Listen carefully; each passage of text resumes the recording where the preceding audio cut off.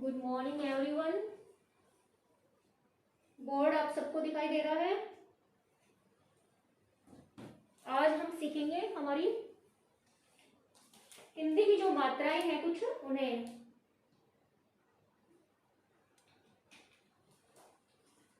मैं इसको बोर्ड को थोड़ा सा मोबाइल को सेट कर रही हूँ। अभी बोर्ड के पास आ रहे हैं हम लोग। तब तक आप बोर्ड को थोड़ा सा गौर से देखिए। जो यहाँ पे राइट की हुई मात्राएं उन्हें पढ़िए प्लीज।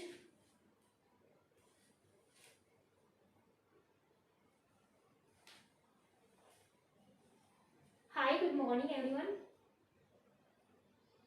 केंद्रीय हिंदी प्रशिक्षण संस्थान नई दिल्ली, राजभाषा विभाग, गृह मंत्रालय द्वारा संचालित हिंदी कक्षाओं में आप सभी अधिकारी गणों और कर्मचारी गणों का पुनः स्वागत है।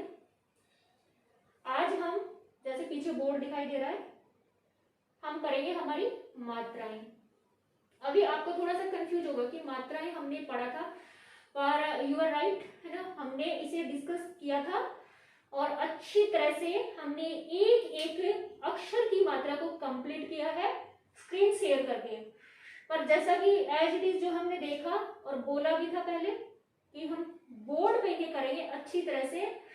और बोर्ड पे करने का फायदा ये है कि हमारे एक चैप्टर जो हमने बीच में स्किप किया था उस चैप्टर को हम यहाँ पे साथ में कवर करेंगे। वो चैप्टर था बारह खड़ी।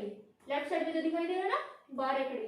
बारह खड़ी हमने नहीं किया, तो यहाँ हम क्या करेंगे, हम मात्राओं के थ्रू, है ना, हमारी मात्रा दी है, इनके द्वारा इन्हीं बारह खड़ी को आसान भाषा में सीखने की कोशिश करेंगे। और आशा करती हूँ कि आप मेरे साथ चलेंगे जैसा हम यहाँ पे पैरेलल चल रहे हैं, और उसके बाद इन्हें घर पे अभ्यास करेंगे। चलो हम स्टार्ट करते हैं। ये मैंने अभी लाइन लगाया था कि हेडिंग क्या है, स्वर और उनकी मात्राएं। तो देखिए, स्वर जो है इसको मैंने नीली लाइन अभी लगाया था मोबाइल ऑन होने से थोड़े से पहले। यहां तक हमारे स्वर हैं, ठीक है। फिर इन्होंने यहाँ पे लिखा है और उनकी मात्राएं। तो रिस्पेक्टेड गाइस, आप थोड़ा सा देखिए, नीली लाइन जो है यहाँ से यहाँ इंडिकेट किया हुआ है, ये क्या है, हमारी मात्राएं हैं, ठीक है। मात्राएं कौन सी है, ये जो दिया हुआ है ये सारी नीचे तक मात्राएं हैं। आफ्टर दैट ऊपर वाली हेडिंग को ही ध्यान से पढ़ना है। यहाँ पे लिखा है तथा व्यंजनों पर मात्रा लगाने की विधि।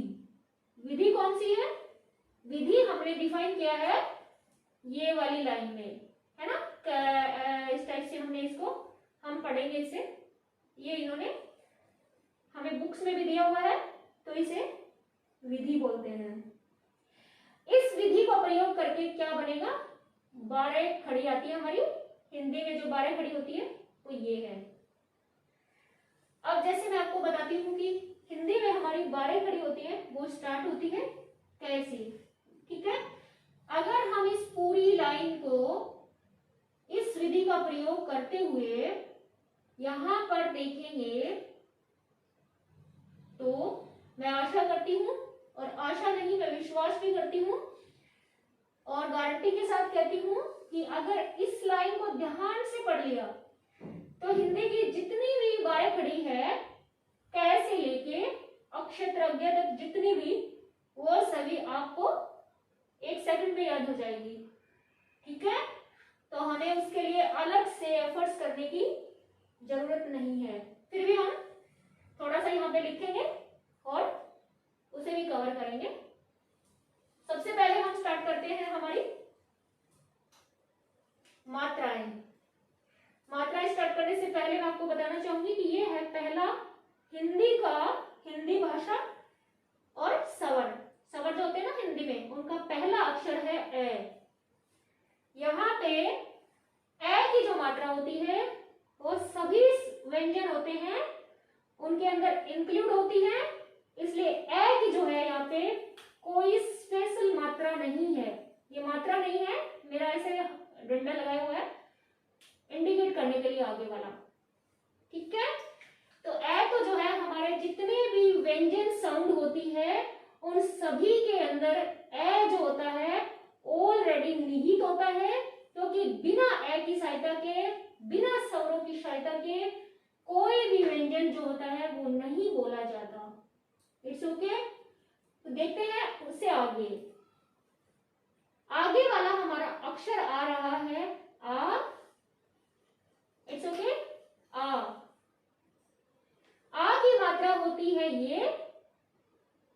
इसे हम दो तीन तरह से याद कर सकते हैं। मैंने आपको बहुत ही अच्छी तरह से देसी अंदाज में 4 बार बताया था, फिर बता रही हूं। ये जो है आ की मात्रा है, इसे हम इंग्लिश के टी से भी याद कर सकते हैं। इंग्लिश का टी है ना, आप यहाँ टी, इसको सिर्फ याद रखने के लिए है, बाकी ये ऐसा कोई मेथड नहीं है कि आप टी से इसे याद करें। तो हम कैसे करेंगे इसे, इंग्लिश की टी जो है उसे हम लिखेंगे और दिमाग में फीड करेंगे कि टी की तरह आ की मात्रा होती है। It's okay. आप इसे एक है ना, 1 होता है, जैसे आप 1 लिख के भी याद कर सकते हैं, जैसे 1 के ऊपर आप एक है ना स्टैंडिंग लाइन लगा के, एक स्लीपिंग और एक स्टैंडिंग लाइन है, ये ऐसे भी बोल सकते हैं। यहां देखिए ये जो है ये स्लीपिंग लाइन और स्टैंडिंग लाइन, तो आप बोलेंगे एक के ऊपर हमने स्लीपिंग लाइन लगा दी, बनेगा तो टी, उल्टा पुल्टा जैसे ही बनाओ है ना। तो उसके बाद क्या होगा, हमारी आ की मात्रा हो जाएगी। It's okay. फिर हमारे पास आती है ई की मात्रा, इसे हमने मेंशन किया है और इस ई को हम बोलते हैं जिसमें कम साउंड यानी कम स्ट्रेस देके ई को बोला जाएगा। ठीक है, कम स्ट्रेस देके ई को बोला जाएगा और ये है ई की मात्रा। इसको मैंने एक देसी लैंग्वेज में समझाया था और क्या था वो बताती हूँ। मैं बोर्ड के सामने आप सबको दिखाई दे रही होगी है ना, मेरा लेफ्ट हैंड उधर है, राइट हैंड उधर है। मैंने आपको स्क्रीन शेयर करके भी बताया था कि हमारा जो लेफ्ट हैंड होता है वो कम काम करता है अकॉर्डिंग टू हमारी साइज कह सकते हैं है ना, अकॉर्डिंग टू हमारी साइज को। हो सकता है किसी किसी का है ना अपवाद होता है जो लेफ्ट हैंड से भी काम करते हैं, पर मोस्टली क्या होता है राइट हैंड ही यूज करते हैं। तो लेफ्ट हैंड पे कम दबाव होता है, लेफ्ट हैंड पे कम दबाव होता है, कम स्ट्रेस होता है, इसलिए लेफ्ट हैंड जो है इस साइड में होता है। तो ये जो ई जो है पहली वाली, इसकी मात्रा भी ऐसे ही टर्न हो रही है, लेफ्ट हैंड की तरफ टर्न हो रही है। तो इसे याद करने का हमने देखा था कि हम वापिस से लिखेंगे टी है ना, टी तो हमें हमेशा लिखना है याद करने के लिए। वैसे टी नहीं समझा रही, मैं आपको इंग्लिश नहीं पढ़ा रही हूँ, आप समझते हैं। और इसको देखो लेफ्ट हैंड की तरह से थोड़ा सा मोड़ दो।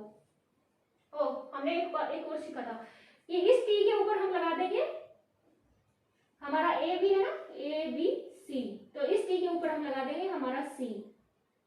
ठीक है, जैसे ही हमने टी पे सी लगाया हमारी बन गई ई की मात्रा। और इसी तरह से हमारी सेकंड जो टी आ रही है, सॉरी ई आ रही है, वो है ये, और इसकी मात्रा जो है वो भी हम टी लिखेंगे, लेकिन यहां पे हम क्या करेंगे हमारी सी जो है उसे उल्टा कर देंगे। इंग्लिश का जो सी है ना उसे उल्टा लिख देंगे। और वापस से फिर आ रही हूं आपके सामने, मैंने बताया था राइट हैंड है ना, इस मात्रा को आप गौर से देख सकते हैं है ना, इसका टर्न भी कहाँ है राइट हैंड की तरफ है। तो मैंने आपको बताया कि right hand is the most working hand of every human, अपवाद के रूप में लेफ्ट हो सकता है। तो राइट हैंड में क्या होता है, फिर राइट हैंड में जो हम जैसे कोई भी ज्यादा काम करते हैं तो बहुत ज्यादा प्रेशर होता है, दबाव होता है, तो राइट हैंड की तरफ जो मात्रा उड़ रही है तो ज्यादा प्रेशर है, तो हम इसे थोड़ा सा प्रेशर देके बोलेंगे ई, लाइक दिस। मैंने आपको बहुत अच्छी तरह समझाया था ई है ना। तो ये जो है हो गई हमारी ई और ये हो गई ई, थोड़ा सा स्ट्रेस देके, जिसमें बोलने में दीर्घ समय लगता है, थोड़ा सा ज्यादा समय लगता है। आफ्टर दैट मैंने एक देसी अंदाज और तीसरा चौथा तरीका बताया था जो छोटे बच्चों को पढ़ाते हैं उनके लिए है। छोटे बच्चों की तरह से समझ लीजिए ये है हमारी ई और ये है ई। तो इसे क्या बोलते हैं? पहले वाली ई को बोलते हैं छोटी ई। छोटी ई मतलब जल्दी बच्चे लोग समझने के लिए, तो आप इसे समझने के लिए थोड़ा बोल सकते हैं। वैसे आप छोटी ई मत बोलना किसी को, और समझाने के लिए मैं बता रही हूँ। मैंने राइट हैंड लेफ्ट हैंड ये भी कोई बुक में नहीं दिया हुआ, आपका कार्य आसान बनाने के लिए सब बोला है ना। तो फिर क्या हो गया, इसे छोटे ई और इसे बड़ी ई मतलब छोटी का मतलब कम समय लगता है बोलने में, बड़ी का मतलब ज्यादा समय लगता है ना। फिर हमारी आती है ऊ की मात्रा। ऊ की मात्रा के लिए हमने क्या किया था? इसके लिए हमने हमारा जो मैंने बोला था हमारा 6 होता है ना, ये इसे थोड़ा सा यहां से ऐसे कर दो, इस 6 को लेटा हुआ लिख दो, ठीक है। हमारा 6 जो होता है उसे लेटा दो। देखो ये 6 है, आप इसे बोलो आप थोड़ा सा ऐसे लेट जाओ, तो हमारा भी काम चल जाएगा, हमारी ऊ की जो मात्रा है वो बन जाएगी, ठीक है। तो ये हो गई हमारी ऊ की मात्रा। अगला हमारा आ रहा है ऊ, यानी थोड़ा ज्यादा दबाव देकर जिसे बोला जाता है, ज्यादा स्ट्रेस देकर जिसे बोला जाता है, ज्यादा समय लगाकर बोला जाता है, दैट इज हमारा ऊ, है ना। लिप्स को राउंड करेंगे तो बिल्कुल राउंडिंग हो जाएगा, दैट इज ऊ। ऊ और ऊ दोनों की मात्रा हो गई। इस ऊ की मात्रा को आप ऐसे कह सकते हैं कि हमारा 9 होता है ना, 9 इस टाइप से लिखते हैं।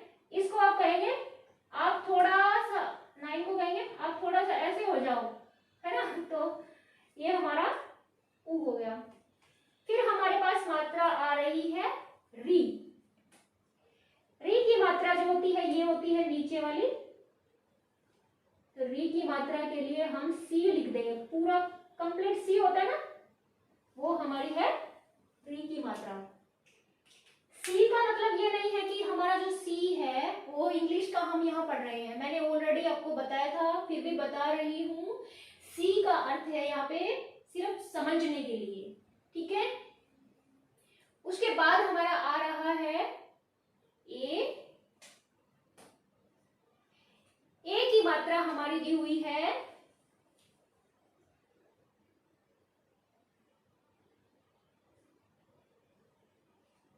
इस टाइप से, ठीक है। तो आपको करना क्या है, इसे समझने के लिए आपको करना है, आपका जो स्टैंडिंग लाइन है ना, सॉरी स्लीपिंग लाइन है, सोई हुई लाइन, इसके ऊपर आपको नो लिख देना है, ये नो, ठीक है। हिंदी का जो 9 है उसे आप यहां लिखने के बाद, और आप बोल देते हैं कि हमारी ई जो ए की मात्रा बन गई है, ठीक है। उसके बाद हमारा आई आ रहा है, तो आई में क्या है, आई के अंदर हमारे सेम ही है ना,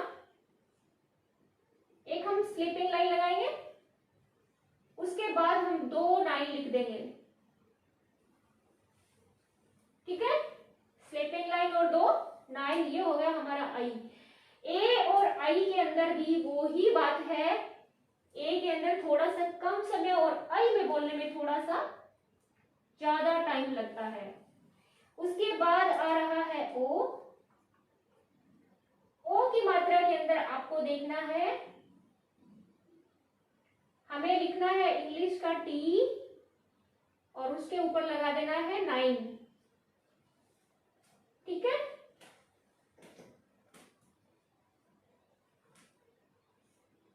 इंग्लिश का टी, उसके ऊपर हमने लगाया है 9, ये हमारा हो गया ओ। फिर आता है हमारा आउ। आउ के लिए हम क्या करेंगे, हम लिखेंगे इंग्लिश का टी, ठीक है, उसके ऊपर हम 2 9 लगा देंगे। Then we have the next exarchs, है ना, अक्षर यानी that is अंग। अंग की जो मात्रा होती है वो होती है स्लीपिंग लाइन और इसके ऊपर एक छोटी सी बिंदी, ठीक है। फिर हमारे पास आ रहा है अह, और इसकी जो होती है, इसकी मात्रा होती है 2 बिंदियां। अब देखिए मेन जो बात जो है याद रखने वाली वो ये है कि ये जो मात्रा हमें दी हुई है लास्ट वाली 2,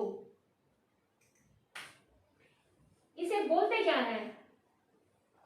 इसे बोला जाएगा अनुस्वार। ठीक है, इसे क्या बोला जाएगा? अनुस्वार। और ये जो दिया हुआ है 2 डॉट दी हुई है, इसे बोला जाएगा विसर्ग। ठीक है, अनुस्वार जो अनु का अर्थ होता है पीछे और सवार का अर्थ होता है हमारे, जैसे आप बोल के देखेंगे अंग, है ना। मैंने आपको अच्छी तरह से स्क्रीन शेयर करके बहुत ही प्यार से समझाया था। तो जैसे ही आप इसे बोलेंगे तो हमारा अनु का मतलब पीछे, और हमारा जो ना हम बोलेंगे जैसे अंग अंग, है ना। तो अंग देखना, हमारा जो जीभ होती है ना, हमारी टंग होती है, उसके ऊपर का जो पोर्शन होता है ना, वो ऊपर हमारी नोज होती है उससे पीछे वाले भाग को टच कर रहा है। तो अनु का अर्थ पीछे और सवार का अर्थ हमारी जो माउथ के नोज और नोज के पीछे का जो पार्ट होता है उसके ऊपर को टच करता है, इसलिए इसे अनुस्वार बोलते हैं। और ये है विसर्ग, 2 डॉट तो लगी हुई है। यहां तक कंप्लीट होने के बाद हमारा नेक्स्ट जो पार्ट जो है वो स्टार्ट हो रहा है विधि। विधि के अंदर हम देखेंगे कि ये जो बार खड़ी होती है ना, ये बनी कैसे है। ये जो कै जो हमारे पास आया है ये कहां से पैदा हुआ है? क्योंकि हम कहा जहां भी, जैसे हम स्कूल में जा रहे हैं, है ना। फॉर एग्जाम्पल मैं एक छोटा सा एग्जाम्पल दे रही हूँ। हम स्कूल में जा रहे हैं, सबसे पहले हम बच्चे का नाम लिखवाते हैं स्कूल में जाके, है ना। तो जो प्रिंसिपल होता है या जो उसका टीचर होता है वो क्या करता है, उसके पापा का नाम पूछता है ना, कहाँ से आया है सब पूछते हैं। तो यानी उसका ओरिजिन कहाँ से है। तो हम देखेंगे ये जो हमारा कै है, ये 12 खड़ी बोला जाता है, इसका ओरिजिन कहाँ से हुआ है। तो रिस्पेक्टेड गाइस, ये बना है यहां से। ठीक है, इसका ओरिजिन हुआ है यहां से। तो कैसे बना है अब देखिए, क और अ। थोड़ा सा जो क जो बोला जा रहा है क, इसमें थोड़ी सी ऐसे नहीं बोलना, कै ऐसे नहीं बोलना, मुंह को थोड़ा सा कम खोल के बोला जाएगा क। क्यों बोला जाएगा? इसलिए बोला जाएगा क्योंकि इसके नीचे है हलंत लगी हुई है। हलंत, हलंत का मतलब होता है इसमें ए नहीं है, है ना। मैंने आपको पहले भी बताया था, कोई भी अक्षर लगा लिखने के बाद अगर आप उसके नीचे हलंत लगा देते हैं तो इसका अर्थ ये होता है उसमें स्वर नहीं है। जैसे ही हम ये लिख के इसमें ये लिखेंगे ए, और फिर हमारा बनता है क। तो अब कै बोल के देखिए, कै, कै के साथ में ए की आवाज आ रही है ना। तो ये हो गया हमारा क। इसका ओरिजिन हुआ है के और ए को मिला के। उसके बाद हमारा नेक्स्ट आ रहा है कै प्लस में आ। क्या आ रहा है? कै प्लस आ। जैसे ही हम के और आ को मिलाते हैं तो हमारा बन जाएगा का। ठीक है, अब हम देखेंगे कि हमारा जो का है इसका ओरिजिन कहां से हुआ। उसी तरह हम देखेंगे हमारा का बन तो गया, पर इसका ओरिजिन कहां से हुआ है। फिर हम आएंगे यहां पर, हम जाएंगे, चलो भाई बताओ तुम कहां से पैदा हुए हो। तो ये आएगा, हमें बताने के लिए आएगा कै पर। ठीक है, लाइन थोड़ी सी अच्छी सी बना दूं ताकि बोर्ड पे अच्छा लगे। ये पूछता है कि मेरा ओरिजिन हुआ यहां से, तो हम पूछते हैं कि तुम्हारे साथ में कौन था। तो ये बोल रहे कि मैं तो सिंगल था, मैंने हलंत नीचे लगी हुई है, मैं तो हलंत लेके सिंगल आया था, पर मेरे साथ में आ गया आ। तो जैसे ही आ गया तो ये बता रहा है आ आने के बाद क्या हो गया, ये बन गया का। तो इसलिए आप का को बोलेंगे तो का को बोलेंगे तो क्या साउंड आ रही है, बोल के देखिए। का, है ना, बोल के देखिए का को। का, आ की आवाज आ रही होगी ना पीछे, बहुत बार बता चुकी हूँ स्क्रीन शेयर के अंदर भी, है ना। आप फिर से बोलिए का, आ की आवाज। उसके बाद हम चलते हैं की के पास। हम इसे पूछते हैं तुम कहां से आई हो। ये हमें ले जाती है अपने घर वालों के पास और कह रही है ये है मेरे मम्मी पापा जो भी है।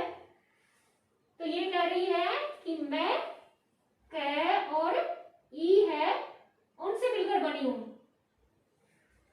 फिर हम पूछते हैं कि अच्छा ठीक है, देखो इस हलंत को बिल्कुल याद रखना।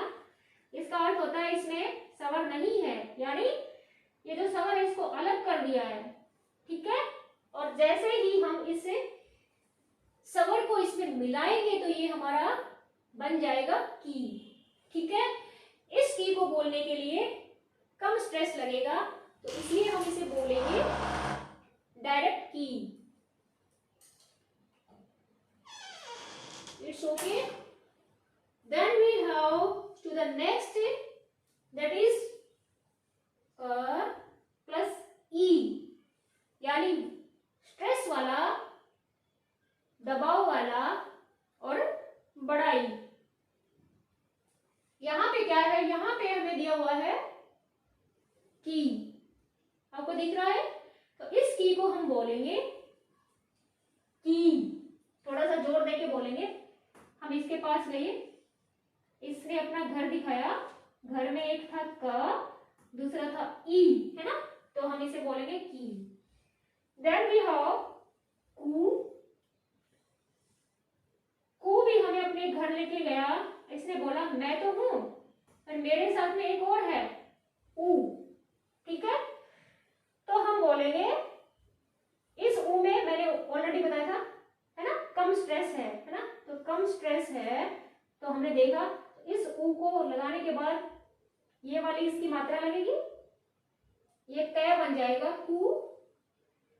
उसके बाद हम कू के पास गए, कू ने भी हमें अपना घर दिखाया और जिसमें था क और ऊ।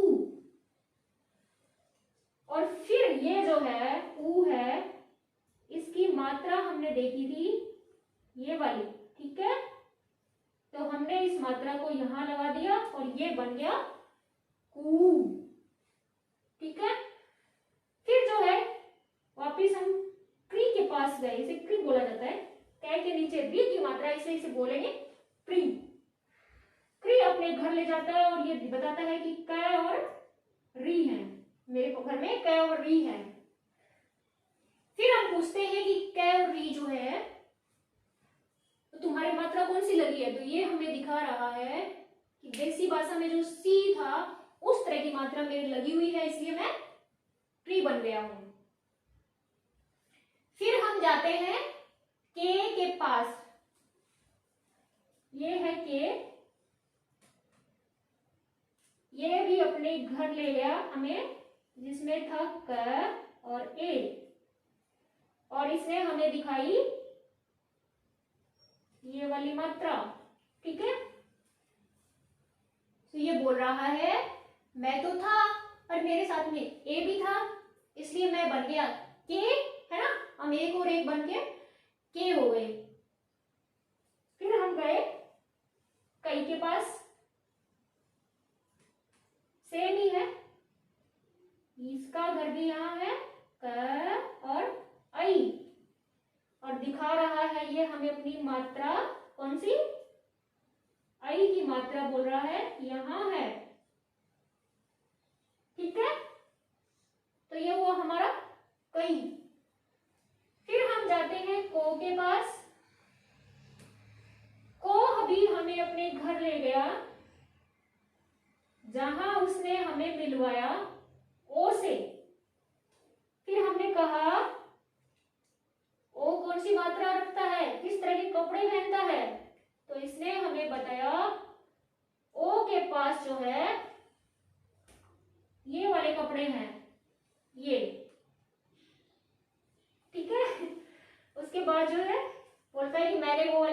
ओ के कपड़े ले गए और मैं बन गया ओ की ड्रेस पहन के मैं को बन गया। हमने कहा वेरी गुड, बहुत अच्छा लग रहा है। फिर हम चलते हैं कऊ के पास। मैंने पूछा भाई तू ये दो सींग से लगा के और तू क्या बना हुआ है ना? मतलब ये बोलता है मैं भी तुम्हें अपने घर ले जाता हूँ। ये मुझे अपने घर लेके गया, यहाँ मुझे दिखाया है ना कि मैं, ये मेरा दोस्त है जिसके कपड़े हैं और ये मैं, तो इसके जो क्लोथ है, इसके ड्रेस है, उसको पहन के मैं बन गया कऊ। तो हमने कहा फिर ठीक है, काम चलेगा तेरा, अच्छा लग रहा है। फिर हम चले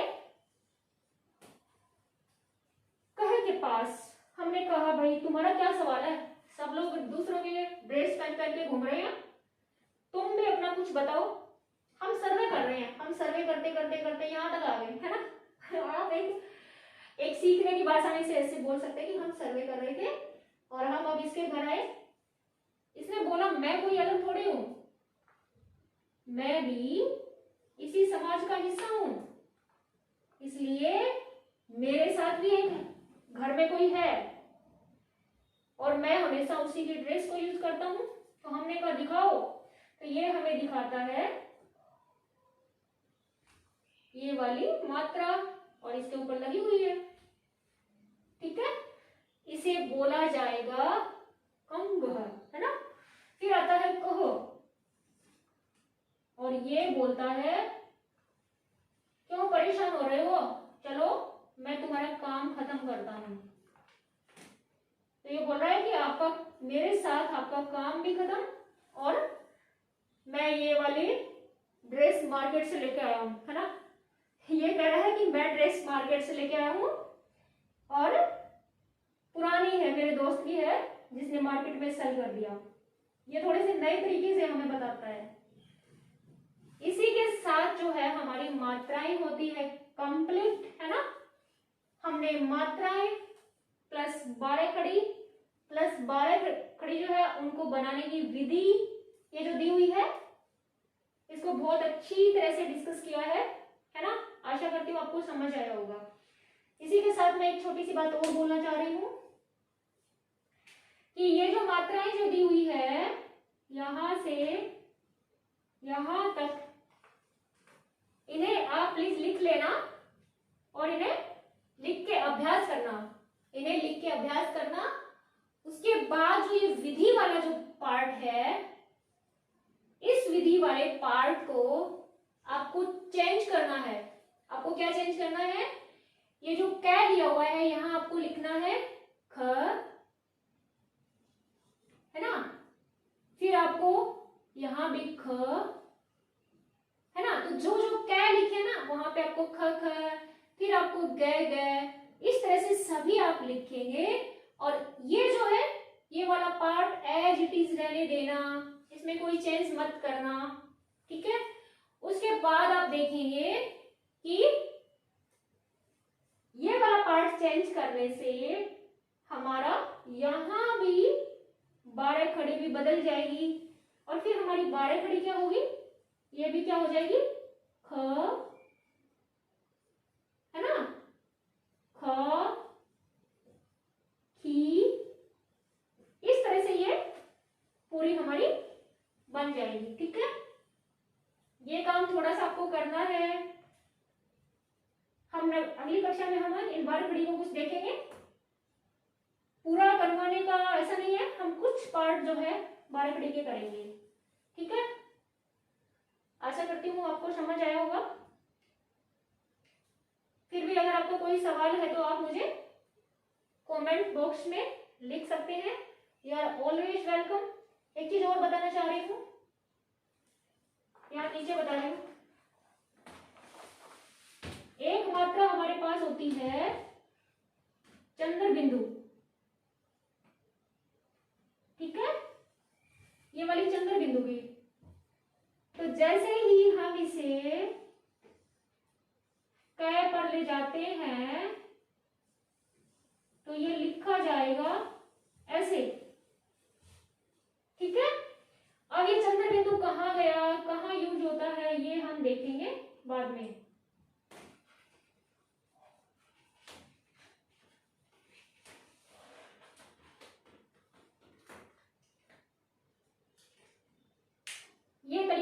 पहचान, आप इसके ऊपर लिख लेना पहचान, मतलब पहचान का अर्थ होता है कि हम इसे पहचानने के लिए और आसान तरीके से इनको टी ई सी इस टाइप से याद किया है। फिर ये हम उसके घर गया, उसके घर गई इसलिए बोला है ताकि आप जो है रियल लाइफ से जोड़कर इन्हें याद कर सके। It's okay, I hope you are doing very well and you get each and everything given in the board, है ना। ऐसा करती हूँ कि आपको समझ आया होगा। ओके, मिलते हैं नेक्स्ट कक्षा में एक नए टॉपिक के साथ। तब तक के लिए जय हिंद, धन्यवाद।